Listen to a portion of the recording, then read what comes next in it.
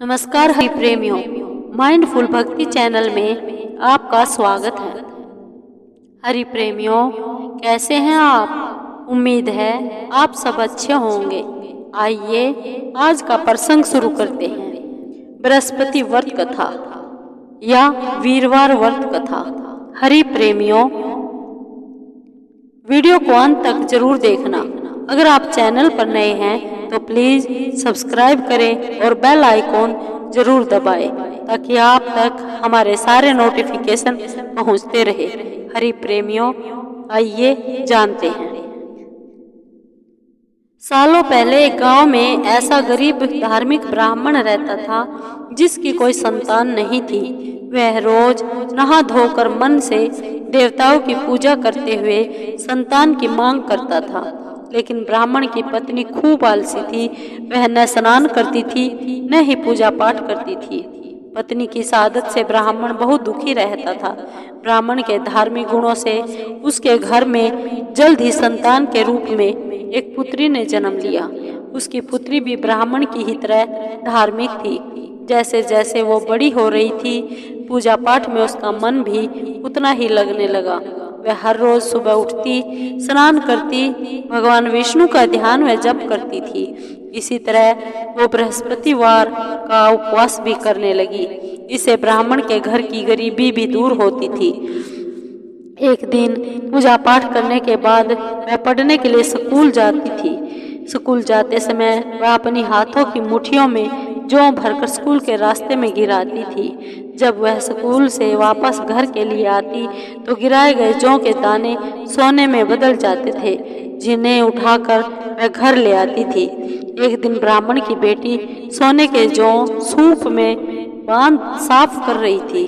तभी वहां आकर उसकी माँ ने कहा, बेटी, सोने के जौ को साफ करने के लिए सोने का सूप होना चाहिए। ब्राह्मण की बेटी को माँ की बात एकदम सही लगी। उसके अगले बृहस्पतिवार को उपवास रखने के बाद उस लड़की ने बृहस्पति देव से सोने का सूप मांगा। ब्राह्मण की बेटी हर बार पूरे विधि विधान से बृहस्पति देव की पूजा अर्चना करती थी। इससे प्रसन्न होकर भगवान उसकी सारी इच्छाएं पूरी भी कर देते थे।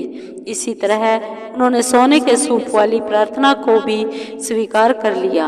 अगले दिन हर रोज की तरह ब्राह्मण की बेटी पूजा पाठ करके स्कूल गई और रास्ते में जौ के दाने बोते हुए गई। वापस आते समय जब वह जौ के दाने बीन रही थी तो उसे सोने का सूप भी मिल गया।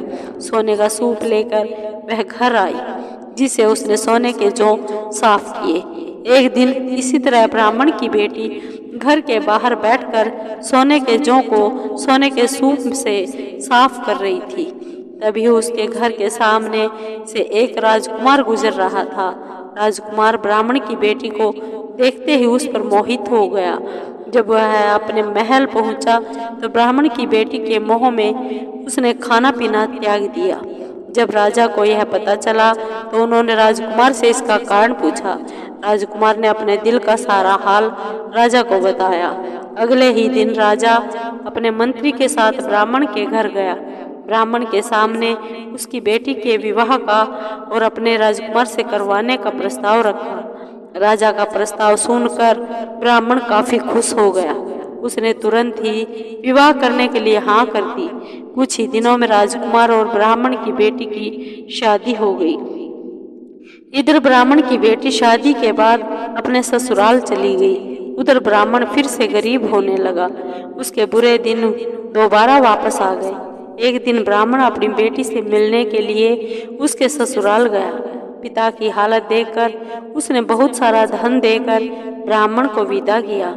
बेटी का दिया हुआ धन कुछ ही दिनों में खत्म हो गया और ब्राह्मण गरीबी की वजह से फिर से परेशान हो गया। ब्राह्मण फिर से अपनी बेटी से मिलने के लिए महल गया और उसने बेटी को सारी समस्याएं बताई। अपने गरीब ब्राह्मण पिता की बात सुनकर उसकी बेटी ने कहा, पिताजी, कल आप माँ को लेकर मेरे पास आए। मैं उन्हें बृहस्पति देव के उपवास और पूजन की विधि बताऊंगी। इसे करने से सारी समस्याएं दूर हो जाएंगी। ब्राह्मण ने ऐसा ही किया।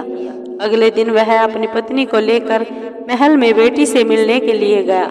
पुत्री ने अपनी माँ को बहुत समझाया कि उन्हें आलस त्याग कर सुबह स्नान करना चाहिए और भगवान विष्णु की पूजा करनी चाहिए, लेकिन ब्राह्मण की पत्नी ने उसकी एक भी बात न सुनी। वह अभी भी पहले की तरह रहती थी। माँ की ऐसी हरकतों से तंग आकर एक दिन उसकी पुत्री ने माँ को एक कोठरी में बंद कर दिया। उसे जबरन सुबह स्नान करवाया और भगवान विष्णु की पूजा करवाई। इससे उसकी माँ की बुद्धि में सुधार हो गया। अगले ही दिन ब्राह्मण की पत्नी सुबह उठती, स्नान करती, भगवान विष्णु की पूजा करती, साथ ही बेटी के अनुसार हर बृहस्पतिवार के दिन उपवास भी करने लगी। इससे प्रसन्न होकर बृहस्पति देव ने उनकी सारी गरीबी और समस्याएं दूर कर दी। फिर वह एक सुखी और संपन्न जीवन जीने लगे। इस व्रत के प्रभाव से मृत्यु के बाद ब्राह्मण और उसकी पत्नी को स्वर्ग का द्वार भी मिल गया। आलस्य करने से किसी भी तरह का काम नहीं बनता। आलस्य को छोड़कर सुबह जल्दी उठकर पूजा पाठ करना चाहिए और मन शांत रहता है और सभी मनोकामनाएं भी पूर्ण होती है। हरि प्रेमियों, आपको ये वीडियो कैसी लगी?